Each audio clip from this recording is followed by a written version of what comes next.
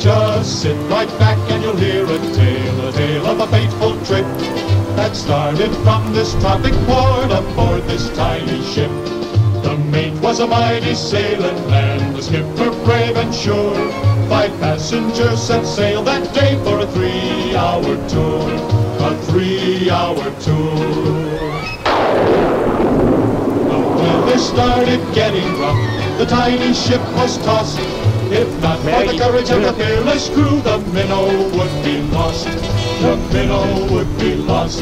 The ship's aground on the shore of this uncharted desert isle, with Gilligan, the skipper too, a millionaire and his wife, the movie star, the professor and Mary Ann, here on Gilligan.